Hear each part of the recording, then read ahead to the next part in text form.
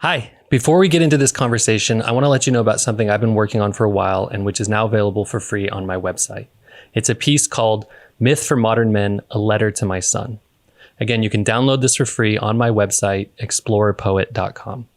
I wrote this letter to provide a guide which my son can reference during his own individuation quest, kind of like a map for growing up, maturing, and finding his way in this chaotic world.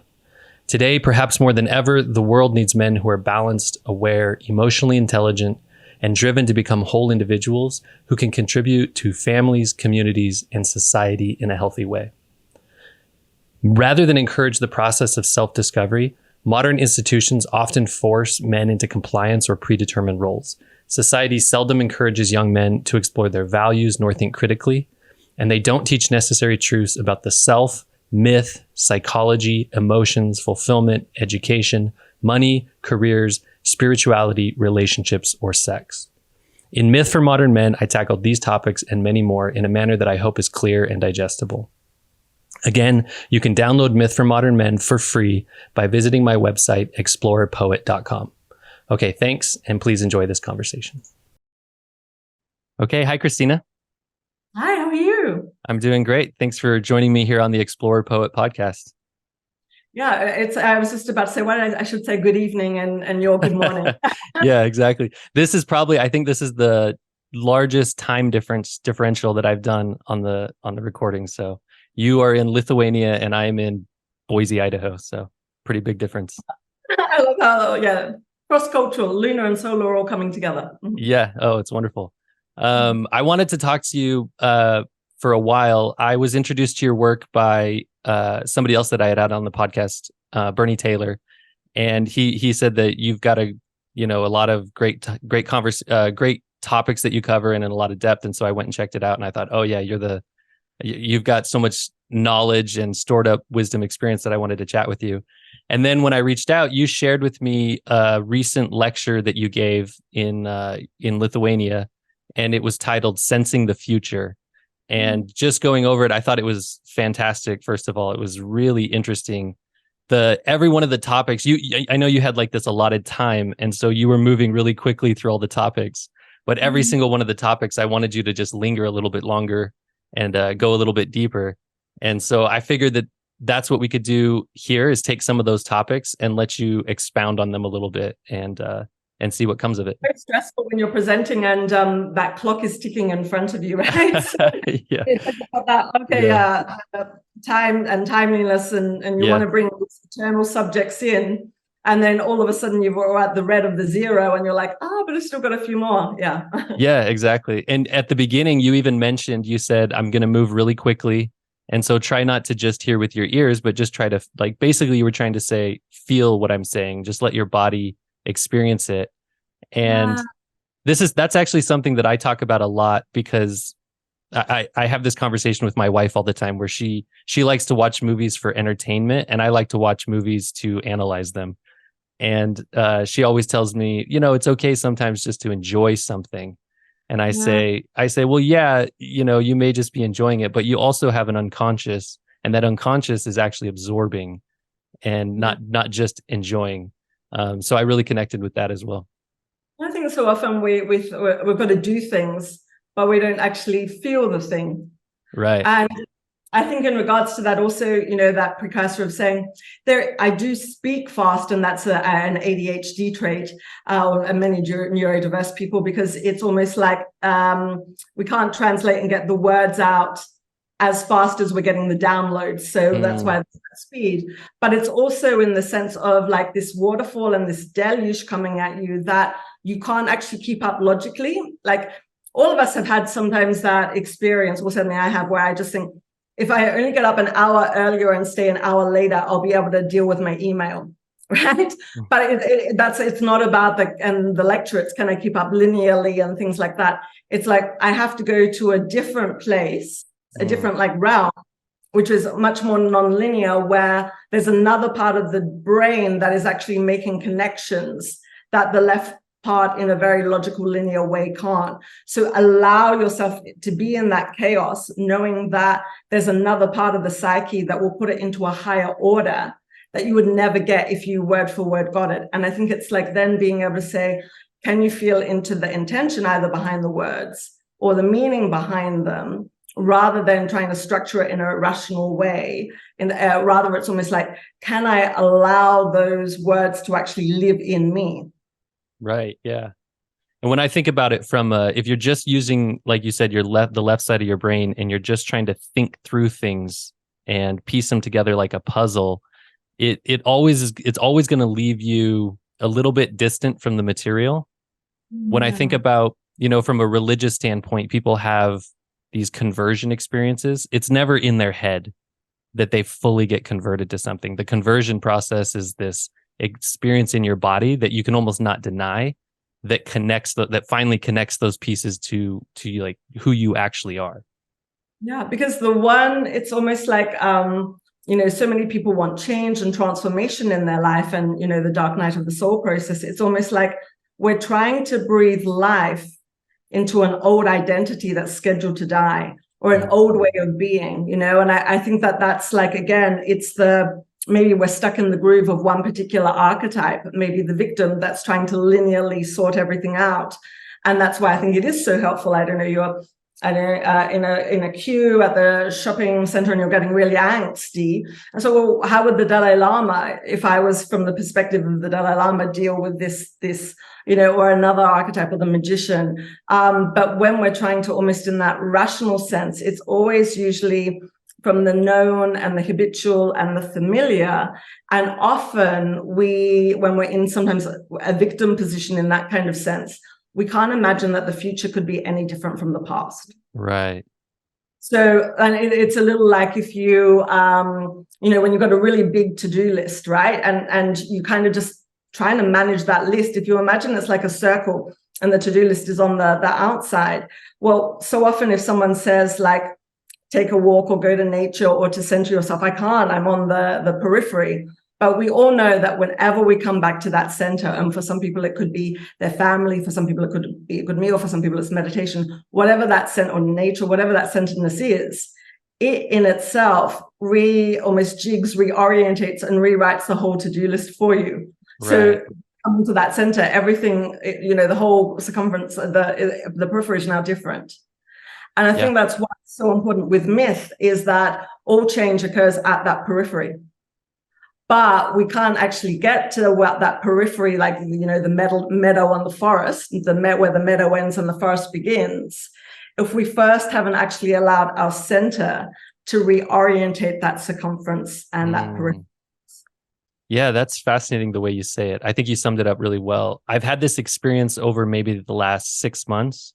Well, I've had my own serious dark night of the soul, and it lasted for quite a while, a couple of years for me.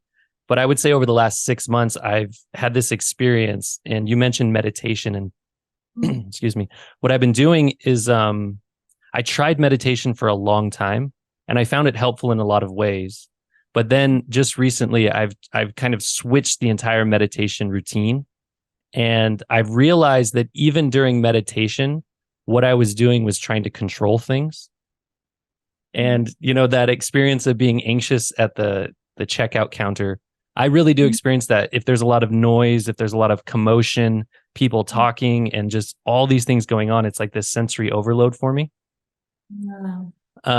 But the thing that I realized about meditation is that it's this cycle that manifests the two sides of life. There's control or trying to do something. There's action of breathing in. And then the breathing out is like a letting go. It's acceptance. It's letting something fill you. You create this void, and then you're just kind of in this relaxed state. Yeah. And the way you describe that is that even in my meditation practice, I was trying to control my breath so much that I was always out here on the periphery, like you were saying. And then it wasn't until maybe the last 6 months that I just said, okay, it was because I read this book by Karen Armstrong. I'm sure you're familiar with Karen Armstrong.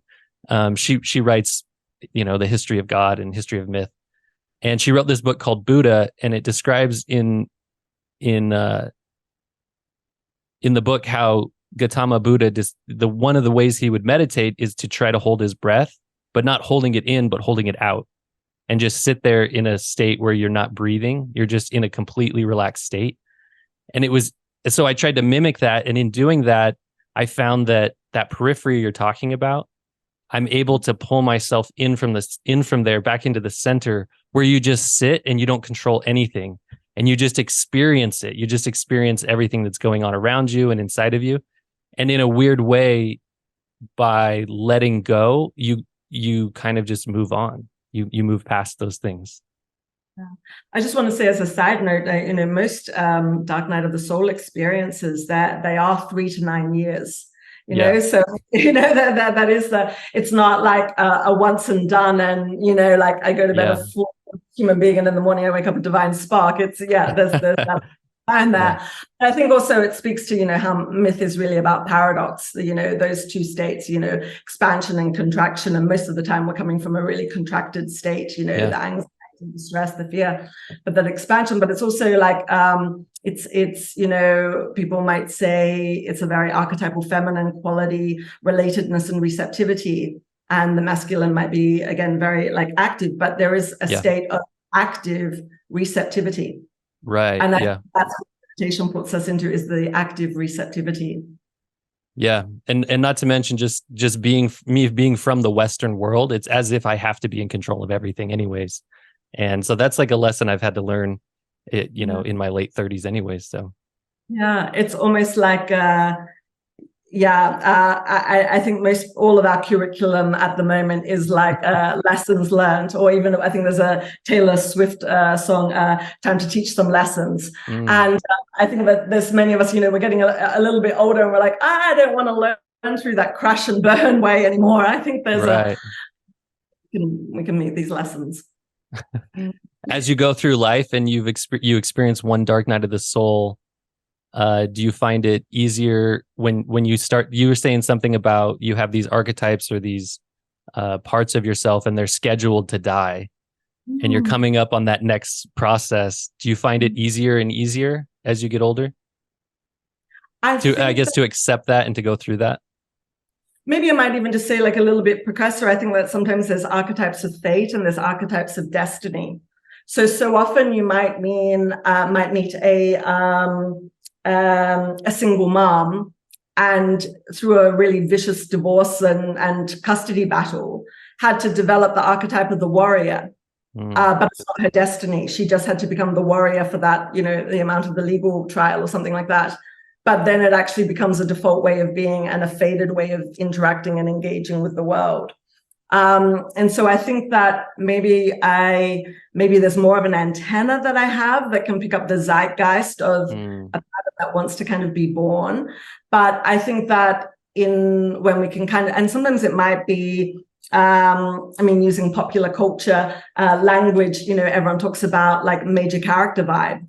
It might be time to retire a pattern that is being character and let one of the supporting actors rise, or it could be more in a sense that like I always say, it's not this idea of the hero's journey or the heroine's journey, which is very individual. It's much more now the communal journey, and it's all about collective wisdom.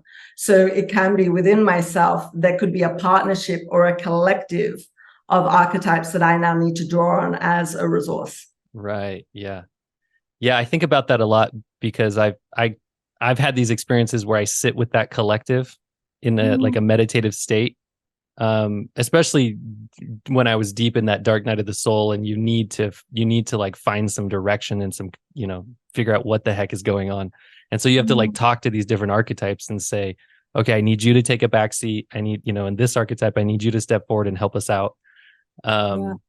It's really interesting. But I always think about also how the way the human psyche is designed is this thing where you have this collective inside of you, but then there's also this external collective.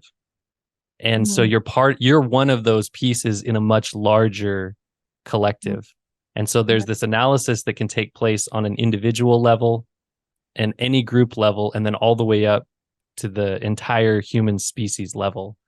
And I think in general, it really does split East and West in a really interesting way, with a masculine and feminine energy. This, and I'm not saying male and female, but masculine and feminine, where there's like this one energy to go and do and individuate. And there's this other energy that's all about collective. And in the Western world, I see this, you in your speech that you gave, you quoted Rene Descartes, but then you switched the quote. And I thought it was really interesting because he said, "I think, therefore I am," which is a very Western kind of pushing that thing, that individuation through thought. But you switched it and you said, "I relate, therefore I am," or "I feel, therefore I am." So I am. Yeah. Yeah. So I would love to hear your thoughts on that. Yeah. Oh yeah. So my background was as a futurist, which probably not to go into because we would lose like the hour there. But out of that, what I was seeing was this. Or even it's not even about the future. Many people might work for a company and they've got a strategy away day, right? And so you go to this away day and you're all just because you're in a different environment, but still thinking the exact same way from the exact same consciousness. You're going to come up with some kind of vision or brand statement or whatever it is. But almost the thinking into the being, trying to almost like, I always kind of say I don't really trust many people that call themselves a futurist if they don't reference the patterns in the collective unconscious or the patterns in nature. And of course, connection to land and embodiment within themselves. Because otherwise what you see, and it is, I will say it's mainly a lot of the men on the stage where, whether it's AI, transhumanism, singularity, or digitalization, whatever it is, it's still almost like they've just got an Excel spreadsheet that might just have a few decades on it more than the rest of us, right? And so from that, it's that I could see that, again, it's the sensing. So all of us have this capability. We can walk into a cafe and just sense, it's not going to be around, next year. I can just sense it's not going to withstand, maybe there's an economic crisis or something. But more just that if I sense, therefore I am, and then, I relate, therefore I am, I'm grateful, therefore I am. It's also more than, well, what is the sensing? And it's not just those 5 physical senses, but also our intuition, which to me is not our 6th sense, it's our first. But so many of us are creating out of this survival instinct, which is more like that fear, rather than the sensing, which can actually sense into more evolution or what is for the benefit of humanity, rather than always trying to protect my individual position. So most of the times when we're trying to imagine these futures, they're still actually coming out of a very individualistic linear mindset of control, rather than almost, again, what wants to emerge. And I think that's where that receptivity comes from, because you're then in the alignment of the emergence rather than trying to force and we all know when we force something, we break it. Yeah. I've broken many things forcing it. Yeah. We're in the club. Yeah, we've all got a long list of broken things behind us. Yeah. Yeah, absolutely. Well, Carl Jung talks about basically the 4 functions that the psyche operates through, which would be thought, intuition, instincts, and then feelings. And for myself, I always think about feelings and emotion. I almost put like emotion first, and then feeling is kind of your attitude towards the emotion that you experience. You feel a way about an emotion that emerges. But when it comes, because you're talking about intuitions. When it comes to intuition and instinct, how do we differentiate what's happening there? Yeah, well, first, I think it's it is a challenge where to not make it personal. And that can be very almost impossible because so much of it, it's, how do I say this? And do you know when you give advice to a friend and it's almost like the most like amazing advice you can give?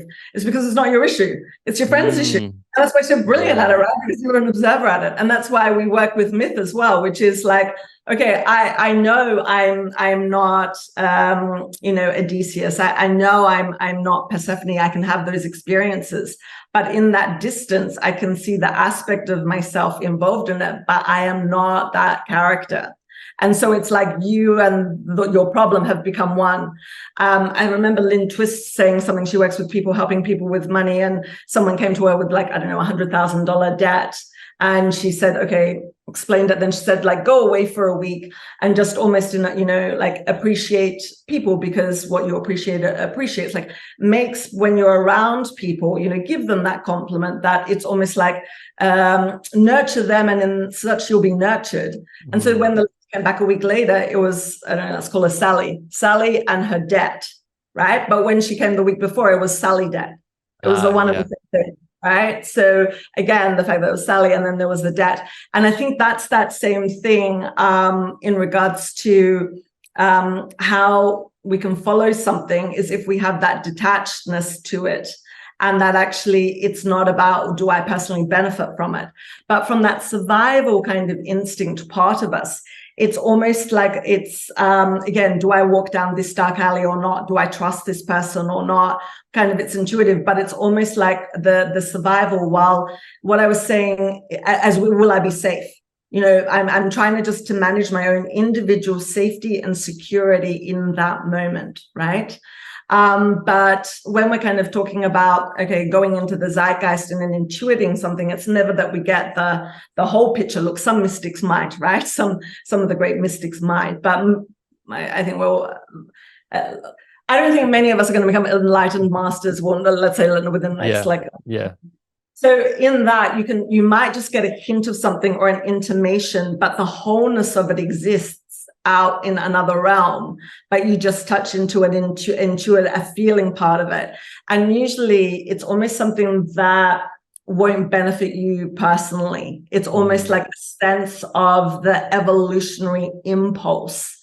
And you can kind of touch into more the wholeness of, or even if we just want to say, most often when we are struggling with an issue, we the very indigenous, we don't know how to look at it, 7 generations forward, the indigenous way of being 7 generations forward and 7 generations back. Most of us can't hold 14 generations to be able to look at where kind of this issue kind of came to be, or even some of the, the terrible wars we see at the moment. Most of us, we don't know our history accurately about the area, let alone not just even like a few hundred years ago, but like centuries ago. And then to be able to tap into where almost the destiny of a conflict might be. So I think that's one way to kind of distinguish it, that I don't have my sticky fingers all over it. Yeah.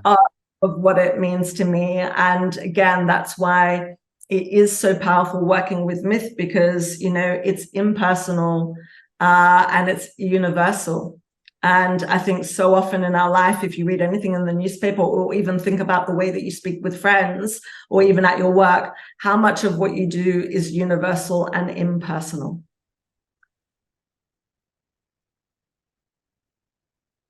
It seems like in our day, even when things are impersonal, there's a way to make them feel personal, because there's so much going on in the world.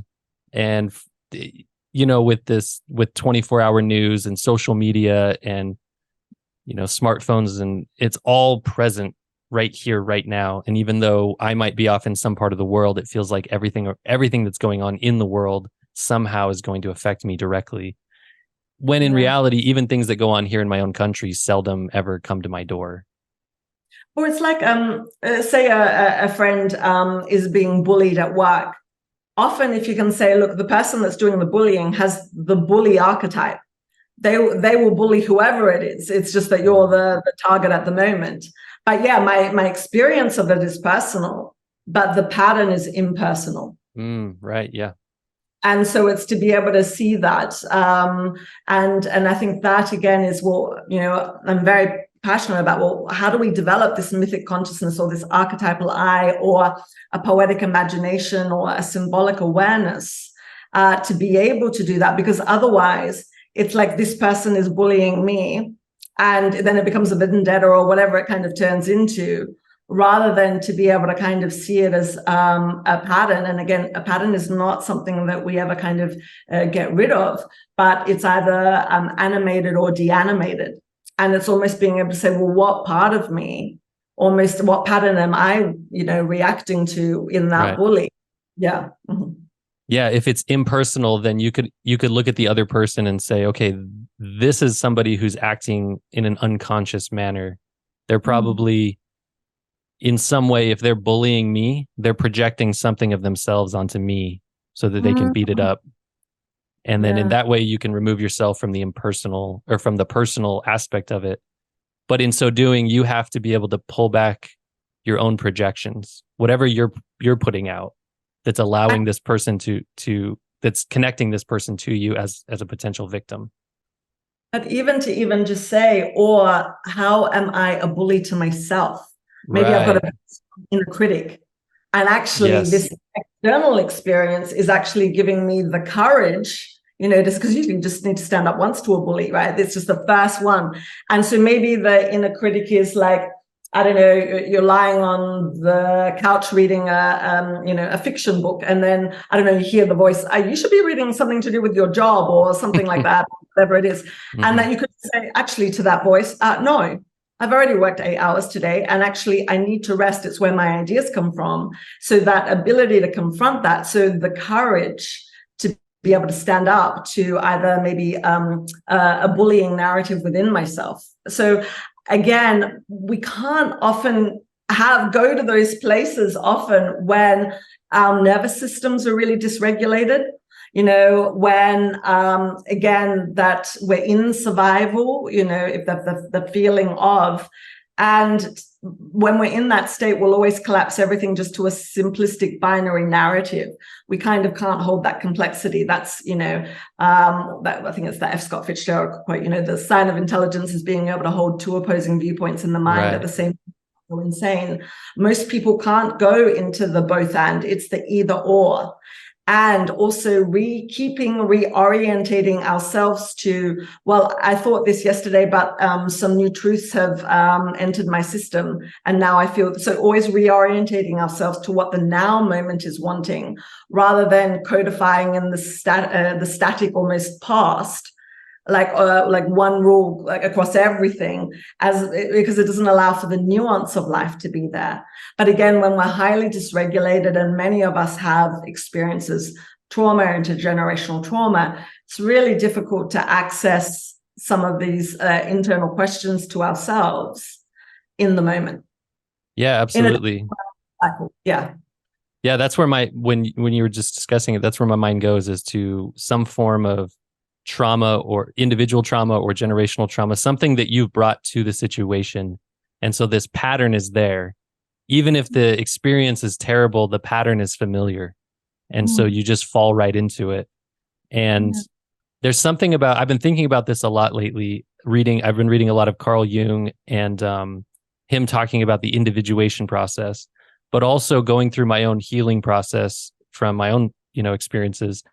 And that the idea of that internal critic who wants to constantly tell you what you're doing wrong.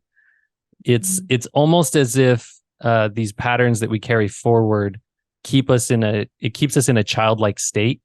And when you're a child, from a survival perspective, a child needs things to be almost absolute. They need answers that are, this is concrete. This is the truth. This is what needs to happen. This is what I'm supposed to do. But when you're in that state, like you were saying, you can't see the paradox is true. You can only see one or the other. And so to grow up, to mature, to heal, to individuate, to become whole, is to get to a point where not only can you see two truths at the same time, you can accept both of them at the same time. And then in that way, you can act like an adult, stepping outside of patterns. Whereas a child needs a pattern to follow in order to survive, because for a child, it's all about getting to the adult age. Yeah. So it's like 17:37 now in Lithuania. And so what time is it now there where you are? 9:35 a.m. Oh, my clock is 2 minutes fast. So 9:35 a.m., 5 p.m. That's true for you in America, your time, and my time is true for me in Lithuania. There's both the relative truth, and that's sometimes what we always find ourselves sometimes arguing about, right? But it's being able to say, oh, are there some higher truths, like a very Platonic, like truth? and beauty and justice. Do you know? So there's relative truth, there's like absolute, there's universal, there's different ways of approaching it. But yeah, you could adamantly go for 9:35 a.m. and really argue till the wit's end, till the dawn of it. And I could absolutely argue the case for 17:35. Without recognizing that. So, and then it's a wider conversation of, well, what is time? And again, we can't leap up to that if we're so in the position of holding our respective hours in our, respective parts of the world. Yeah, absolutely. And that's a completely different conversation that we could get into, time. But I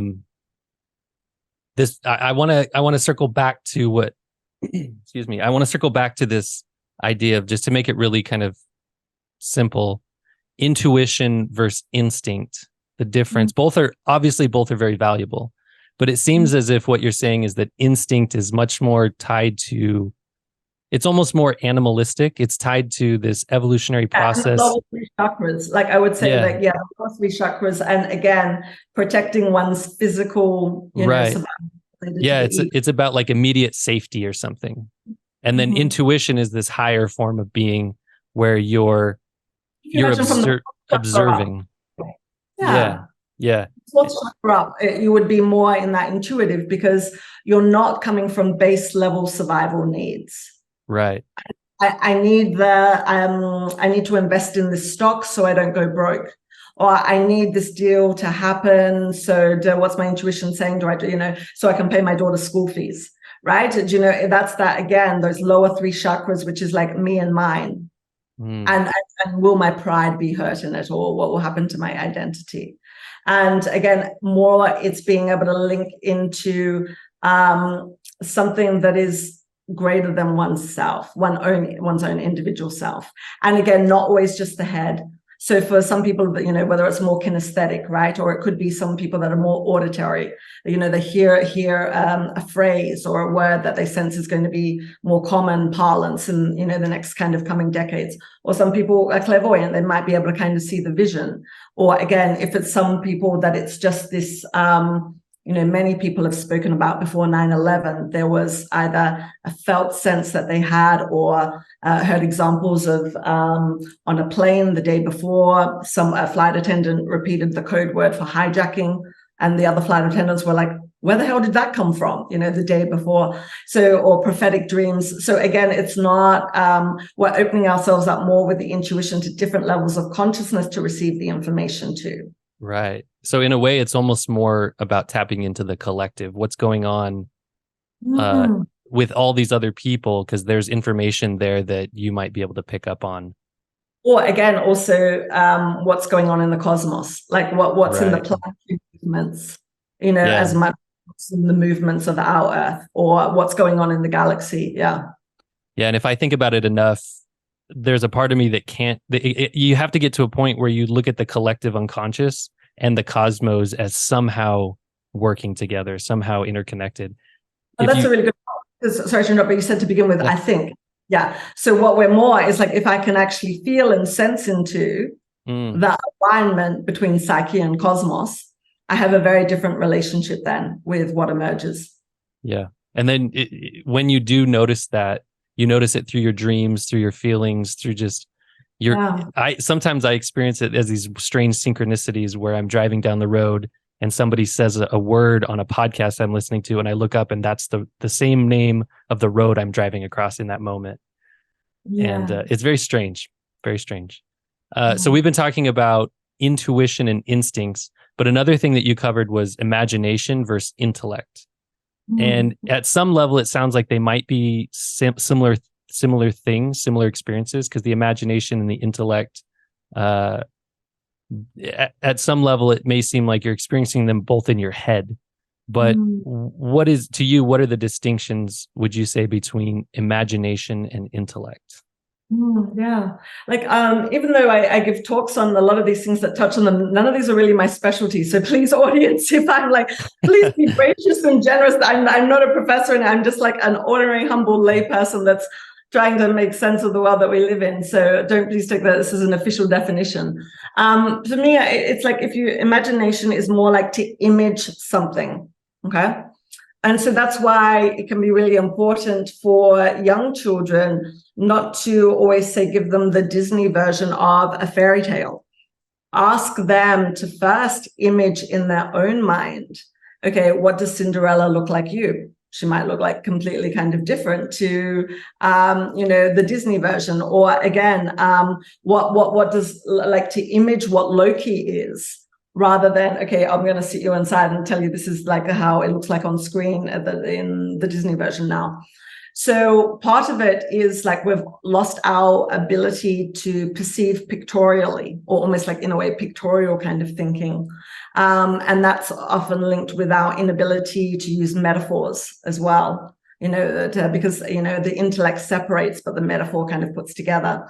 But I think in regards to like this, obviously imagination and intuition and inspiration, like the spirit in the vision, as well, or the envisioning and the breath that is there, or the seeing capacity, the sight, the foresight.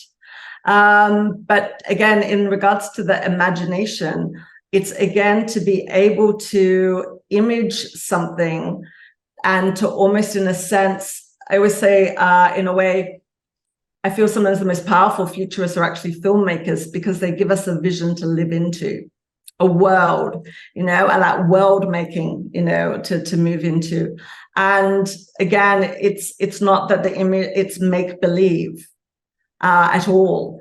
But again, it's these skills in this, especially in our schooling system, that overvalues, science, technology, and engineering and maths, and just putting the little A in it to make it the arts, and it doesn't really quite work.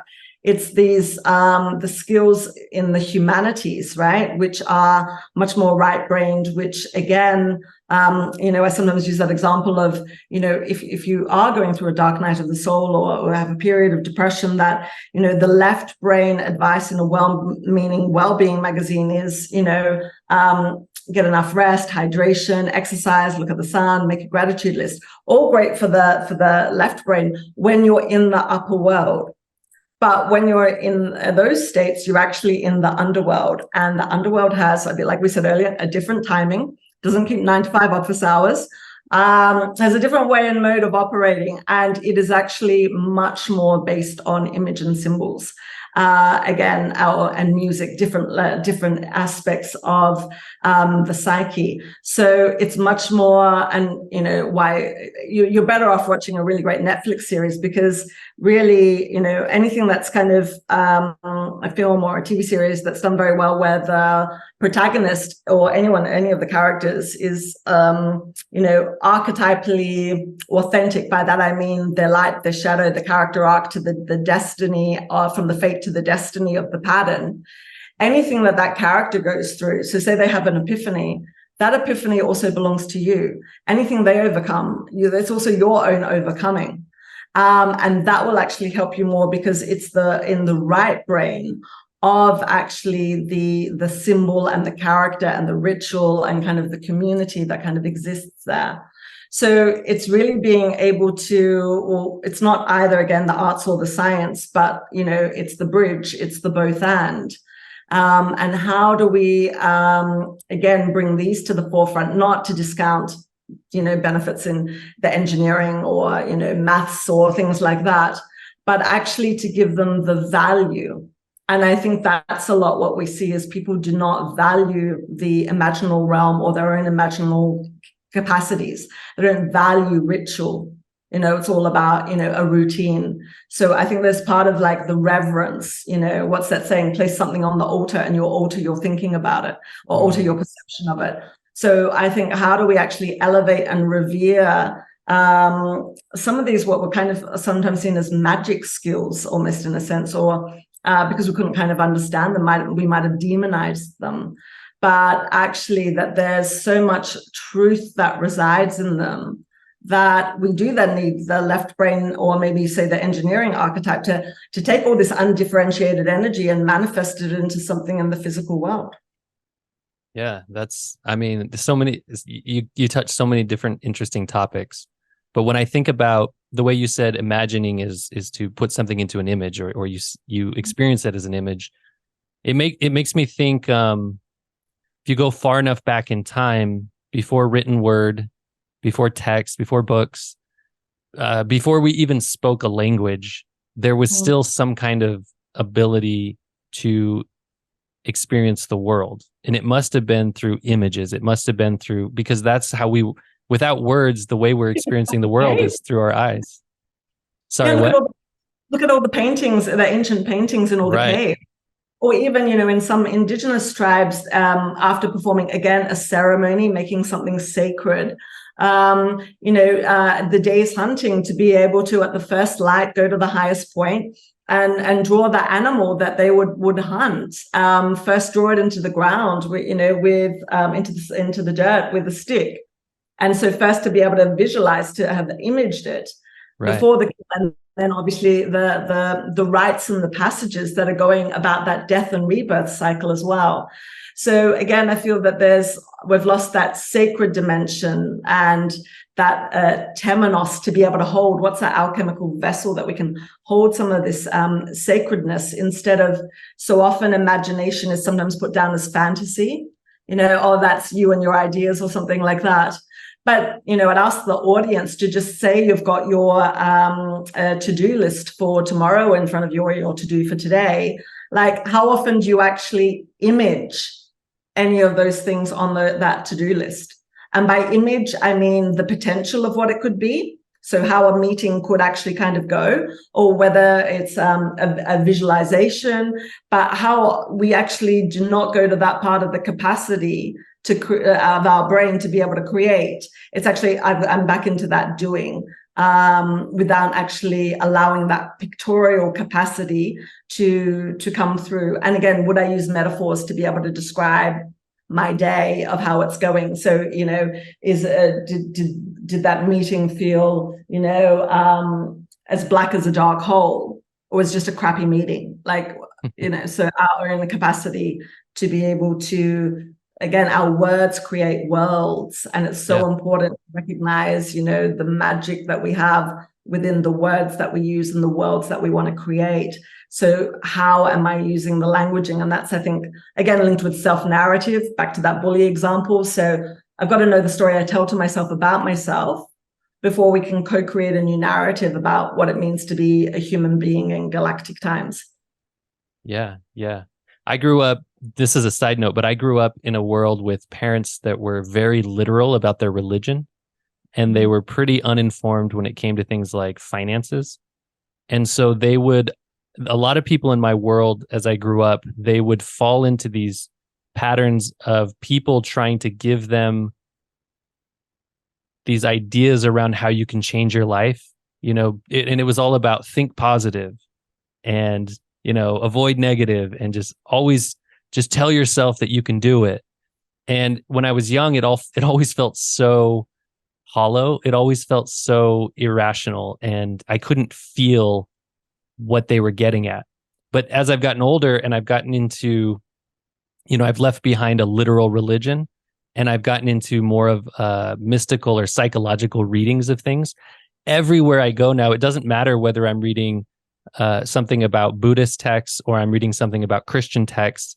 If you pull away the literal and you just look at it as a metaphor, then all of a sudden everything that you're saying makes so much more sense about how you can change your life simply by changing the way you think and changing the way you talk and changing the image that you have in your head of what your life is and what the potential of that life is.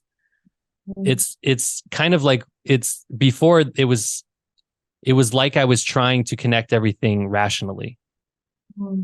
But until I had experienced it in my body, until I had experienced it as something that is real, that's transformative, then it never made sense. But then all of a sudden, now everything I go, yeah.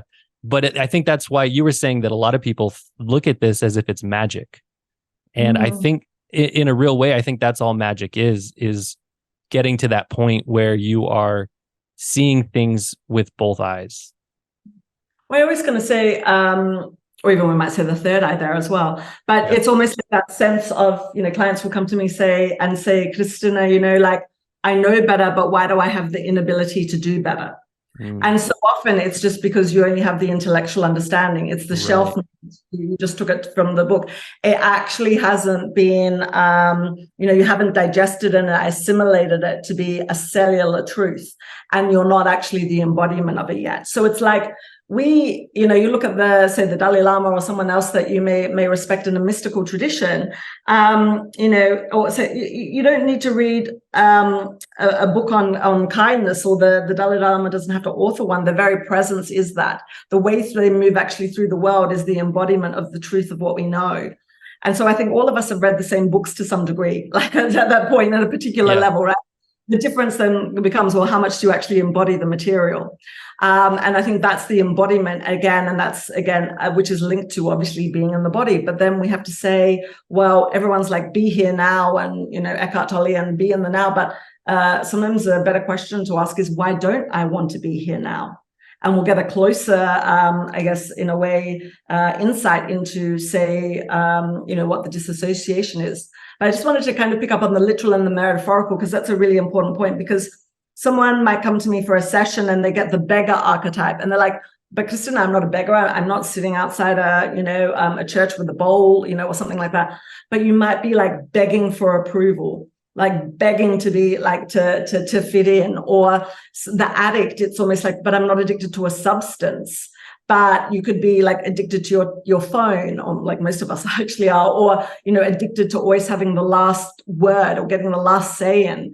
So again, that capacity to see something metaphorically. And then, like you said, that all religions, I'm not really interested in religion, it's a lot of dogma, but if we look at the mystical parts of them, like we can look at the symbols, of which we then can find the symbols give us access to the universal mystical insights. Right. Yeah. You just have to step away from the dogma, the requirements, the stated objective of the religion. Just step away from that and then look at all of their stories, all of their rituals, and look at it as a metaphor for what you're actually trying to achieve in life, which I think at the core, these people that you were talking about, these people who have this deep intuition, who get to see the whole story, think Abraham and Moses, and, they saw everything. I think at the core of what all of these religions or ideologies, what they're trying to do is create whole individuals, create people who are enlightened. And then once it gets turned into a literal religion, that idea goes away, because when a religion doesn't want a bunch of people to be enlightened, like a literal religion doesn't want a bunch of people to be enlightened, because once you're enlightened, you start thinking for yourself. I think that's, again, in a dark night of the soul experience, like, maybe the audience is familiar, with the Hermit tarot card. It's almost like the lamp is outside, but actually when we're in the dark night of the soul, it's to put it down, to go into the underworld. Right. And so we've got that, it's that cliche, or it's always darkest before dawn, and we trust that the external light will bring us out. But actually in that experience, it's putting the hermit lamp down and descending to the underworld, and knowing that actually you can birth the light from within. Yeah. And so it's one's own light that allows them to rise, not something that's based on the external in nature, the dawn coming, or external light force. So a part of that then is, again, to be able to, when we look at, say, wholeness, well, what's being excluded? And there's a lot of work now around moral imagination, which is, when we're making a decision, well, are our ancestors at the decision-making table? Are the future unborn generations? And is like, the more than human world, there are the trees there, the rivers there in the conversations, anything that has sentience. So part of that then, if we look at the sense of wholeness, we can sometimes then say, well, what's excluded in mine? And I think the toxic positivity does that. That's excluded from that. And who isn't at the table of your own decision making within your own, self? So I think that, again, we see that exclusion quite a lot, which is really the antithesis to wholeness, because the wholeness can encompass coming from the Latin word to hold. I can bring more of myself at the table of self, without say judgment or of society or another person. Yeah, I think toxic, that phrase you used, toxic positivity, it rings really true for me. I think that's what I was trying to say earlier, is with these get rich quick schemes that just want you to think positively, or take that negative thought and transform it into a positive. And again, it's still that instead of, again, well, where is that negative thought in bracket, in quotes, in my body? Exactly. You know, to keep everything at the mental. Yeah. Mm-hmm. Yeah. And even with religions or self-help books, or even I see it a lot in modern kind of spiritual, kind of this light side of spirituality, this feel good, be positive, be happy. It's all pointed, like the example you gave with the Hermit Tarot card is perfect, where there's this external light and they're trying to just get you to look at that external light. The challenge is that if you look at an external light, the light hits you, but it's casting a shadow behind you, and you're not looking at your own shadow. And there's like this light, these religions of light and this spirituality of light. But as we know from depth psychology, Carl Jung, you can't climb to the highest branches of the tree unless you go to the deepest parts of the root. And the path to that releasing that energy from within you, that negativity that won't let you feel the positivity, it's because you have to turn and you have to go down and you have to go deep into your soul, into your underworld. You have to go experience some darkness and flesh some things out so that you can come back and you can be the light, or you can project the light. And I gave my TEDx on the Persephone myth, and just the sense of even just, again, all the greatest birth actually happens in the void, in the darkness where it's seated. But again, what wise and compassionate person do you know that has not become that way through their suffering, right? It's again that idea that in the upper world, that isn't you almost, it's not like you can buy it in a pill from the shelf or something. That's really actually born of the underworld experience, and that's why we do so much work with archetypes and this, because if it's in the shadow, we don't recognize how it's drawing us, in a way, not catapulting us often in one kind of way to what we're doing. But when we can bring the archetype out of the shadow and out of the unconscious to actually just be in the corner of our eye, to even just have this relationship with it, it's very different from it driving us from behind to actually I'm in relationship to it. And then within that, linking that with a bit with that toxic positivity, is so many people want to, the Facebook highlight reel, like or the glow ups on, Instagram, but it's very much to be able to say, I can't say I'm a kind person until I first can acknowledge my capacity to be cruel. And if I know that I have that capacity to be cruel, and in that moment I'm not, okay, maybe then I might be able to say I am kind. But most of us, we're just like, it's like Jung, I just want the light always, rather than the wholeness. So we're seeking the light instead of the wholeness. So that means how much so, and often it's the first level is, how can I actually develop a different relationship with myself when I see these parts of myself that I'm either embarrassed by or they brought me great shame, instead of wanting to push them down deeper, but that I can actually bring them to the consciousness and to the visibility without actually shaming myself kind of for it. And that first step to be able to say, what is it about this kind of coolness? Instead of always just, I think the quote Jung said was, I'd rather be good than whole. That's what a lot of people are wanting, that goodness. Yeah. And I think actually it's that rise. No, I want to be whole. Yeah. I think that comes from it's like a very Western way of thinking as well. In the Bible, or in the Adam and Eve story, we have the tree of knowledge of good and evil. And in the West, that's the tree we partook of. And in the East, the Buddha sat beneath the Bodhi tree and he partook of the other tree, the tree of life. And so we struggle with this, good, evil, bad, good, righteous, evil, whatever. And in reality, just like you're saying, we all have the capacity for both. And so a child, again, going back to this idea of like growing up is healing, is maturing. A child can't see themselves as a bad thing. They don't want to see themselves as a bad thing. And so they want to just have this idea that all people are good and I'm good. And so if I'm bad, that's bad. But to grow up is to acknowledge that whatever is out there, whatever evil has occurred, that potential sits within me. I could fall into that just like other people have fallen into it in the past. And just like you're saying, you have to not, you have to accept both truths at the same time. You have to be able to say, I'm not just good, but I'm also the potential for bad. I'm the potential for good and bad. Comes back to what you were saying earlier at the beginning of our conversation, which is that want to control. It's like I want to control either my perception of myself, how others kind of perceive me, my life journey, my life kind of experience, instead of actually, okay, take my shoes off. I'm walking on sacred ground, and have the humbleness and the humility that the world isn't just spinning around me, and that I actually exist in a wider network of people and interrelationships. I'm more a networked being, than an individual. And so again, where's that humbleness and that humility, and again, that surrender to a force that is greater than just that analyzing left part of the brain. Yeah, absolutely. In your speech that you gave, you talked about, I think this might relate a little bit, but you talked about this idea of linear consciousness and how there's almost like a shift taking place, or a shift needs to take place from this linear consciousness to some other form. And I think you called it spherical and holographic.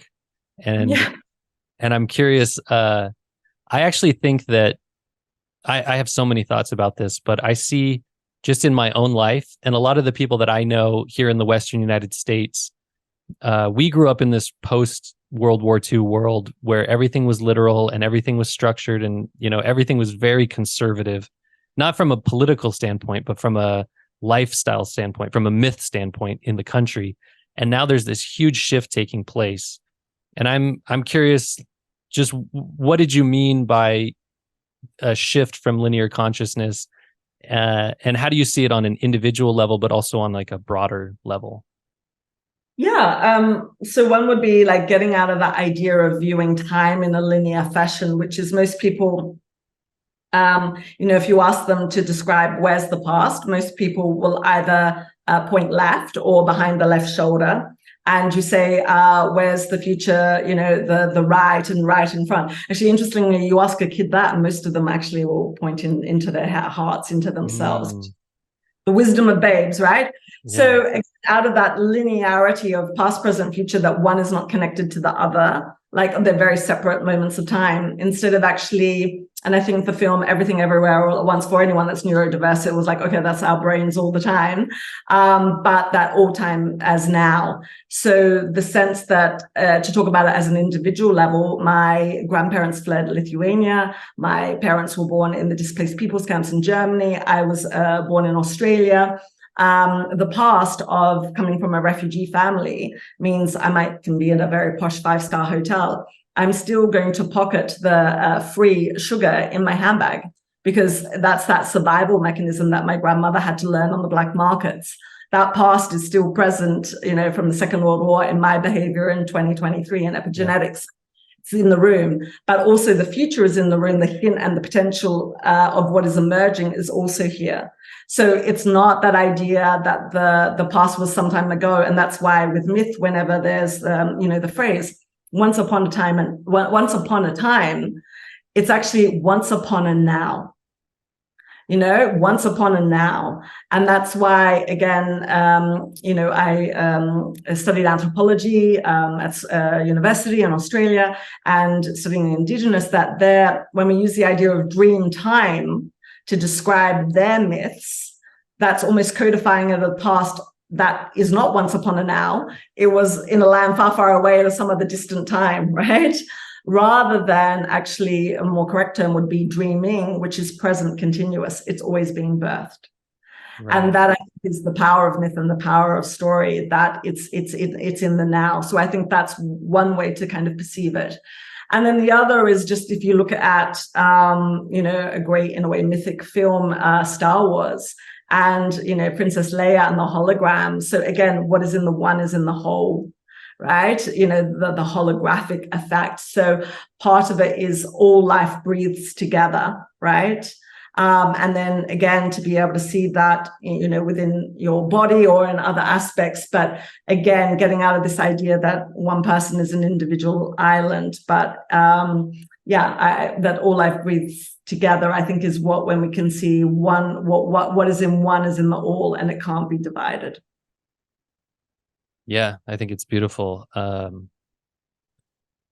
think that, at least what I feel, I think and feel this, that I think there is like a big shift taking place. There's so much information that we have now from all of these teachers from the past, these myths from the past, stories, fairy tales, and then actual historical experiences. And now we're at this point in history where we have this chance to stop, analyze it, and put it to context. It really does feel like a shift is taking place. There's all sorts of terrible things happening in the world that feel archaic. They feel like we're stuck in the past.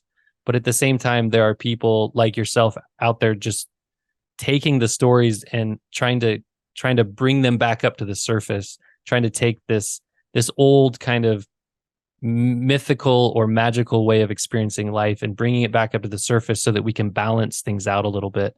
And it does really feel like, it feels like we're going to go through, the human species is going to go through a lot of dark nights of the soul, but it feels like every time we rise, we're going to be a little bit closer to some eventual balance or something. But it's also not just taking the old stories and the old myths and relating them to our times. I think it's actually about reimagining myths. So, the traditional way of the myth of Persephone is that she was forced the seeds. Well, why don't we reimagine the narrative that she took those seeds by choice? What if when Orpheus didn't look back? Like, what world would that look into? That's the power of the imagination. What would that then look like? And how could that then shift a different reality? Because, like Joseph Campbell said, to change the world, you've got to change the metaphor.